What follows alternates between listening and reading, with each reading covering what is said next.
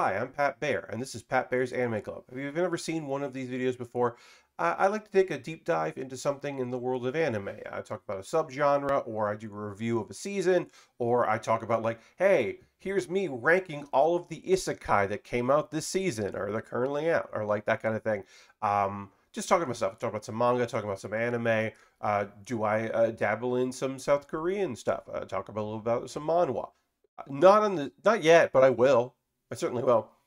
Anyway, in the comments below, you can leave a suggestion of something you'd like to see me cover. And this came like months and months ago. Somebody was talking about Hunter x Hunter, and it got in my head. That's what I want to talk about in this video. I want to talk about Hunter x Hunter and how it is the weirdest shonen.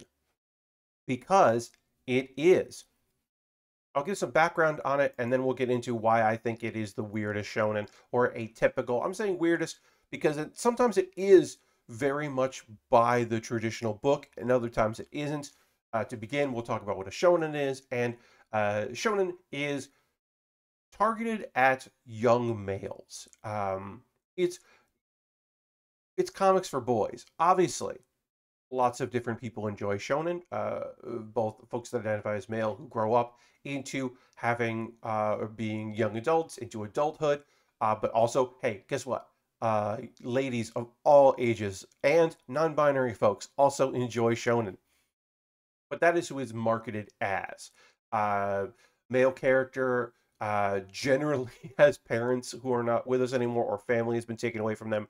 They're either fighting for revenge, or fighting to save the world, or save their community, or something. They're fighting against demons, both literal and metaphysical and internal. They're growing. And then also in the last uh, 10 years or less, our shonen protagonists have changed a bit in that they are often now good boys. They are nice. Your Dekus, your Mobs, uh, the dude from Demon Slayer, Tanjiro.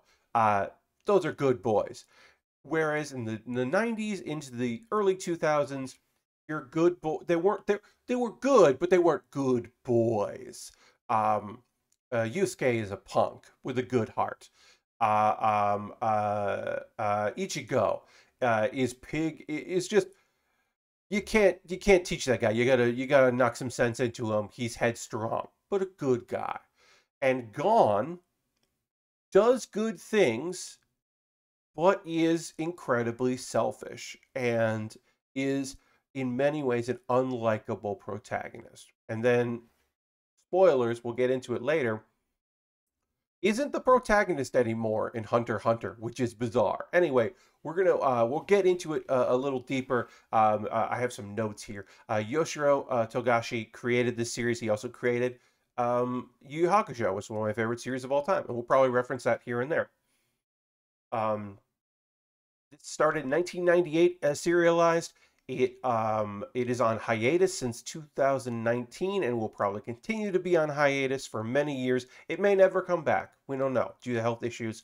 There were two anime adaptations, one in 1999, which was a TV series that ran 62 episodes, followed by a series of OVAs to continue the story. You heard that right. 1998, the manga starts. 1999, the anime starts. There was filler, and then they ran out of stuff, and then they started doing OVAs later. It came out too soon, certainly.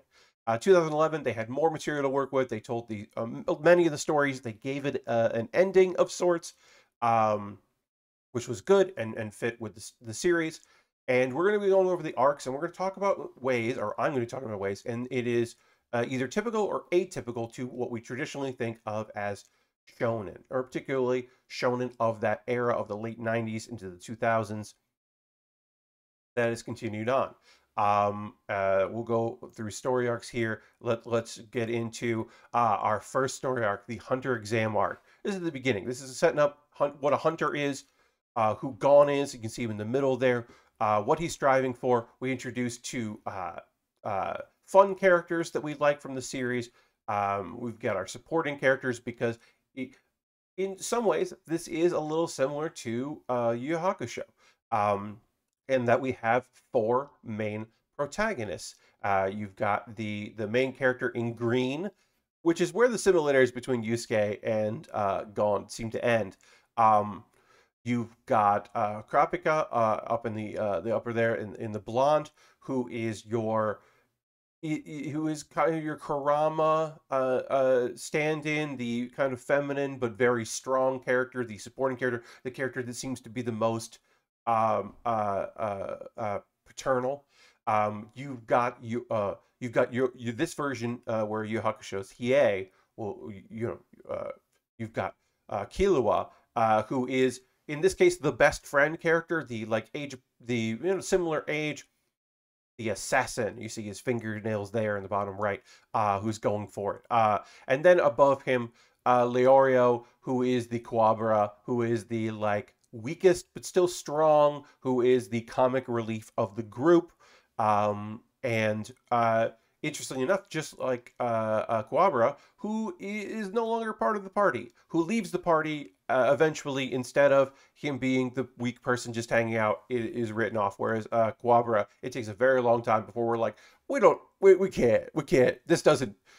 We either have to power scale him or take him out of the scenarios, and that Lurio happens there. He comes back and he is used well, but outside of the hunter exam, we don't worry about Leorio, and I think that's atypical and interesting. That he just is like, my arc is done. I have become a hunter. That was the goal. That's also Gon's goal, but it's not like, oh, I want to become a hunter, like my dad did. Oh, I wanna explore the world. Gon's motivation is, I want to learn what's so good about being a hunter that my dad abandoned me when my mother died. Uh, that's Gon's motivation. And it's not as big as I'm going to save the world, or I'm going to save my community, or I'm going to be the strongest in the world. He does have pride in his abilities and he does want to get stronger, but ultimately he wants to become a hunter because he wants to understand his dad's motivations. And that's interesting and unique, but also not that selfish. And that is generally the vibe. Anyway, this is classic Hunter x Hunter. This is also classic Shonen. You've got a fighting tournament within this arc. You've got overcoming adversity, showing off your cool powers, betrayal by allies that aren't really allies, obviously, and everybody knew that. A overarching villain that our main character can't defeat in this arc, and it's rad. It's fantastic. I think both versions are great. It is shonen through and through, with the exception of possibly that Gon is not as likable as other shonen protagonists. Technically we get into Heaven's Arena, which I do not have a nice high quality photo for, so sorry. But we also have some stuff with Killua's family, the Zoldycks. We meet them. We meet characters that, to me anyway, are way more interesting than most of the series, and could be its own series following, because the Killua family, like, basically we set up the fact that in an alternate reality, Killua could be the main character of a very successful shonen. And we get the sense of that could happen here. And also, maybe we laid the seeds for the fact that Gon doesn't have to be the main character of Hunter x Hunter, which is pretty absurd. I mean, look, obviously there are examples of this.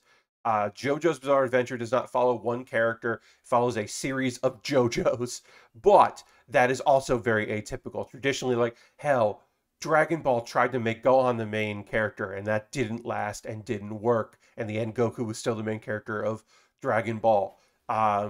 It's not called Goku's Adventure, but that's what it is. Anyway, Heaven's Arena. This is the first twist on the traditional formula, because this is a battle tournament. This is get stronger, face overwhelming odds. It's set up because you're climbing the tower by having these fights, and it's be trickery and showing off your skills and getting better and learning new skills along the way and meeting some cool new characters. But it doesn't end that way. they just stopped doing it. Like Gon has a personal goal, but it's not finishing the tower, and we never return to it. And we don't need to, because for various reasons we never do. But it's an incomplete thing. Finishing the tower is not the goal. The goal is to get stronger, and then it kind of gets stronger, and then they get wrapped up into other things, and other things come along. But it's not the end all be all goal. There's personal goals, and that's weird. That's strange. Anyway, that leads directly into York New City arc, which is also the Phantom Troop arc. This introduces Krapika, who is now blindfolded there, as the transition of him being as important, if not more important, than Gon. This is certainly still about Gon Killua as they deal with the Phantom Troop, and they deal with some issues directly with them, and the fact that Krapika is looking for revenge on them, which we knew from the two arcs ago, that this boy, who also could be a shonen protagonist and could be the Hunter x Hunter protagonist, is looking for his revenge to get revenge for the deaths of the rest of his family, his clan, and facing overwhelming odds and how he's dealing with that. And it's interconnected with Gon and Killua, also because Hisoka, who I didn't mention, has been there since the beginning, was the protagonist in 2 arcs so far. He's also dealing with and is an ally or also a protagonist. He's in the Phantom Troop, but he's in the Phantom Troop just to fight strong people, so he's really Krapika's enemy. I mean, yeah. And Lero's there, but not I mean, we don't need Lero in this photo, because that's not what Lero is here for. But it really does. There are lots of chapters in the manga and episodes in the anime where it is about Krapika and his story. And then this leads pretty directly into our next arc, which is Greed Island. And this is where it's not that it becomes a different shonen, it becomes a different anime. This is the second, because I think all of the other arcs there are part of Hunter x Hunter, and this is the transition of Hunter x Hunter. We continue with our main characters here, but we still have Hisoka, but now he is an ally more than an enemy, but he's still not a full ally. But this is a isekai of sorts, and it is a card battler, and it's just fucking different. They play a magical video game that transports them into the game world, which is just an island in the real world. And they have to compete against people and use cards and have abilities. So it's got some RPG stuff in it, and it's wild. It's got Bisky there in the center, who I love. Bisky is one of the great character additions in a show that does not have a lot of cool ladies in it. She is rad. She is a rad lady. But it is continuing the thing of, like, I want to go meet my dad, because I want to know about him, but more I want to just meet him, but I don't know if I want to meet him, but it gets stronger, and it could be its own story. You could start with Greed Island, and I think you'd be okay. It is in some ways childish, even though there are deadly stakes in it. It seems a little more childish to me than the York New City arc, which is much more closer to noir. It's not really noir, but it's more of that kind of a vibe than it is the kind of like springy. Like, there's a lot of jokes in this one. This one's got the jokes. The great arc. It's probably my favorite arc, but it is starting to like go in. Whereas the Heavens Arena was like, who cares about this tournament? This is like, who cares about the plot? Let's just have fun in this world and do this plot. So I enjoy it, but it is a little weird. And then we're going from that into the Camaro Ant Arc, which is deadly serious. It is pretty much the conclusion of Gon as a main character in the story. I mean, he has some stuff to do in the Hunter Chairman election arc, but not really. This arc also by the end wraps up Killua's story, thus giving Killua an opportunity to become the main character, but ultimately not becoming the main character. This one is bloody. It is sad. Beloved characters from earlier arcs are taken out in this one to show you pretty soon that pretty abruptly that this is sad. You've got some kind of like, oh, your antagonist maybe has some humanity to them. There is some humor in it, but there is mostly like deal with your personal demons and then also failing. This arc is a lot about failing and then trying to succeed after those big failures.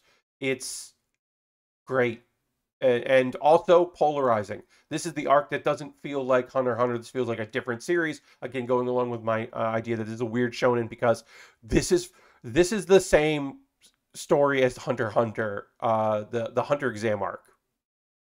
And this follows Greed Island. It's so weird that it follows Greed Island. But it's just like, yeah, do you like some characters from Greed Island? Hey, do you like some hunters from the first arc that survived? Yeah, they're gone. In some ways, it is very devastating. And this leads into the Chairman arc, which kind of wraps up the anime, 2011 anime, and wraps up any hint of this being about 4 people. No spoilers about Gon, but Gon, other than to say Gon is not the main character and will probably not be a major character. The manga, which I've not read a lot of from this point on, focuses on Kurapika and continuing his story. He is now the main character. You'd think, oh, it could be Killua. Killua could be the main character, but is not. Leorio is barely in it at all. It comes back in the 13th Hunter Chairman election arc. And then we get, just to name them, the Dark Continent Expedition and the Secession Contest, which are our current things. And again, put Kurapika in the main lead. Could Gon become the main character again? No, because I don't think Hunter x Hunter is going to continue. That's just generally my opinion. So that's what I'm saying when I say it's the weirdest show. And I'm going to give you the brief overview here to talk about how, I mean, simply the fact that Gon is not the main character of Hunter x Hunter anymore is bizarre. Hunter x Hunter is a beloved series. Both the manga, the first anime was a modest hit. The second anime was critically acclaimed and very popular. There have been stage shows and live action performances. There's an amusement park in Japan is getting a Hunter x Hunter ride or like area, which is so bizarre because it's not a currently active manga and there's no anime in sight. Also don't think they'd ever would continue because I think the anime fans would be like, this is a weird, different thing. And they'd be right. They wouldn't be wrong for thinking that. It's bizarre in many ways. I think it is great. I think it is a fantastic series. I recommend it. If you are bored with the traditional shonen story and you're looking for something a little atypical, I think you really can't go wrong. If you're going to check out the anime, I would say check out the 2011, while it is not as bloody. And also, I will say, the 2011 cuts out stuff that maybe start with the 1999, because Kite, a character I did not mention at all here, who becomes incredibly important, is foreshadowed in the 99 and not in the 2011, and it's a weird omission because they must have known they were going to get to Kite in 2011, which they don't in 1999. So it's weird as hell. But yeah, I would say 2011, you really can't go wrong. The music is great. I didn't even talk about the music. It's so great in the anime. It is a great story. I think go into, even though you're looking at Gon being a cute guy, he is not the modern protagonist, nice guy. This ain't Black Clover. He is a selfish character. He's kind of fun to watch, and I think his interactions with Killua are also very fun. And I think it is an enjoyable series to pick up. If you're looking for just like a deep dive of a long series, you can get into Hunter x Hunter, and I don't think you'll be disappointed in that. But just understand that it's a weird one. And this has been maybe a bit of a weird Pat Bear's Anime Club. I don't usually give overviews of series. I usually kind of give reviews more than anything else. But I do want to talk about this one because it is so weird. It's such a strange beast. that I felt it was would be good to talk about it. And I hope you liked this video. How long did we go here? Oh, just about 20 minutes. That's actually shorter than I would have anticipated.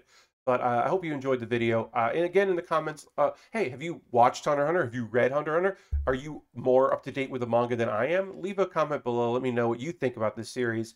Did you start watching it and kind of gave up in '99 or maybe 2011? Or are you interested in checking it out? And of course, if you have ideas for future videos, I'm always interested in that because I do believe that I will be doing something on either the history or tropes. Maybe I'm going to get to the tropes of manhwa, of South Korean comics, because there seem to be quite a few tropes, at least in the stories that I read, in the subgenres. And so maybe we'll explore that. I'll do a little research. I think that's coming up. Will that be the next one? I don't know.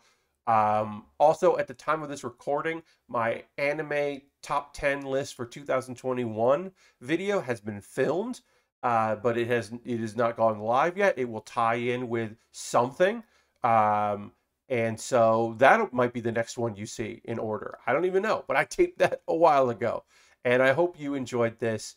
Let me know, and I will see you on the next Pat Bear's Anime Club. Goodbye.